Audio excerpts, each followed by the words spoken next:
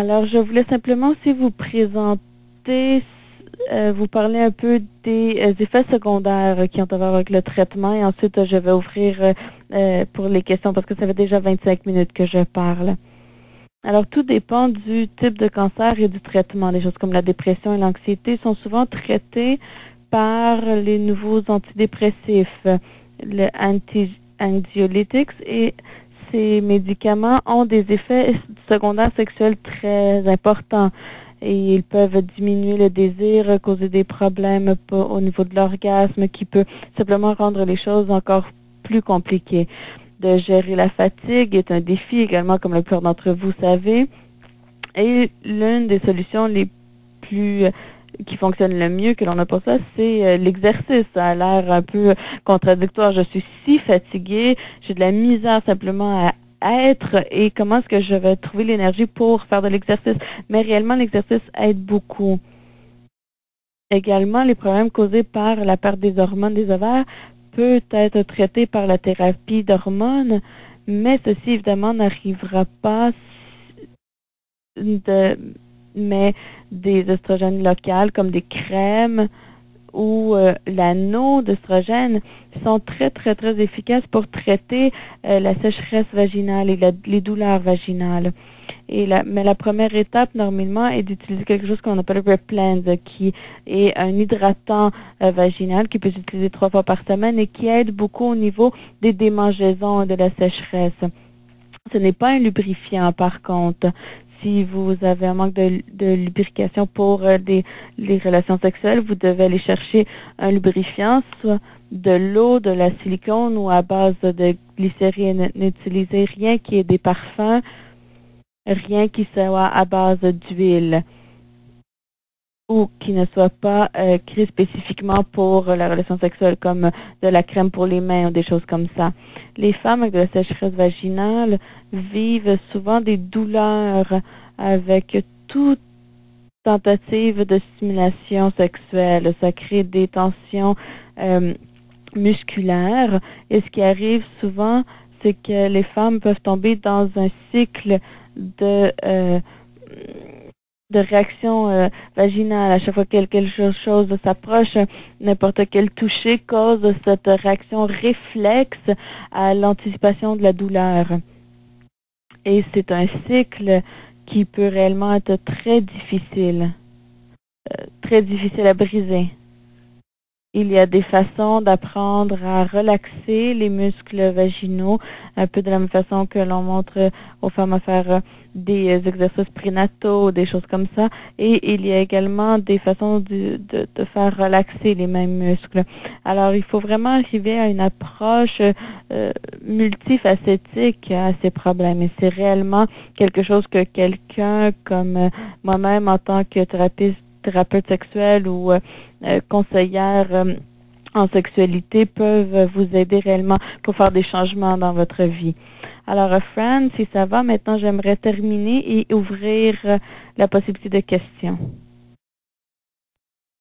Merci. Alors, nous allons maintenant commencer la session de questions et commentaires. Si vous avez une question ou un commentaire, appuyez sur l'étoile et ensuite le 1. Vous allez recevoir un message et les questions seront prises dans l'ordre qu'on les reçoit. Assurez-vous que vous levez l'appareil si vous êtes en train d'utiliser le mode haut-parleur.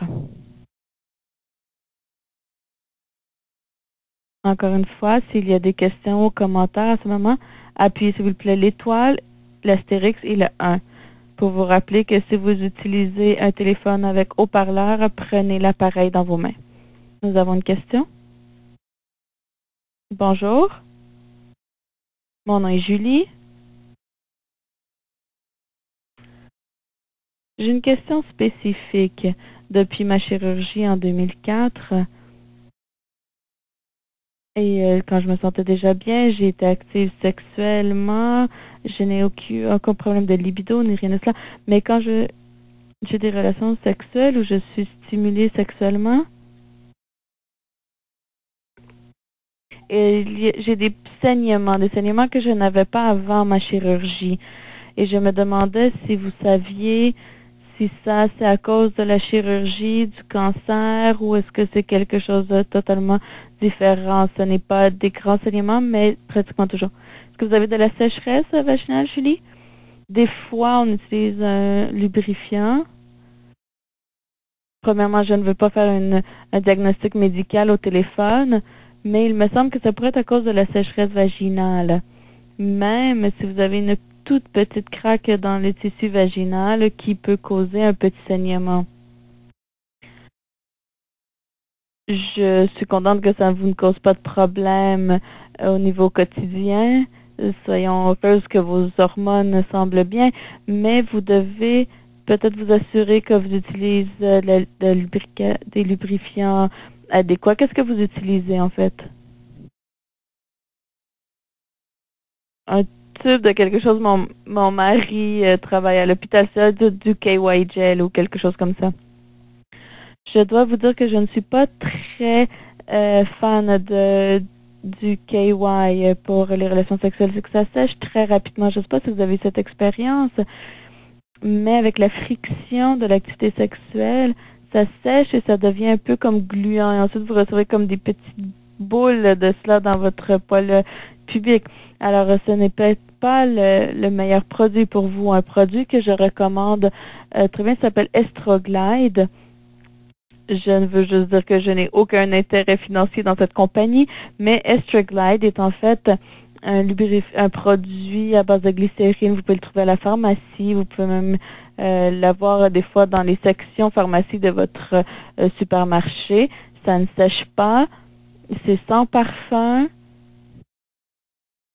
Aucun colorant. Et des tonnes de personnes l'utilisent qui n'ont absolument aucun problème parce que ça, ça agrémente à l'expérience.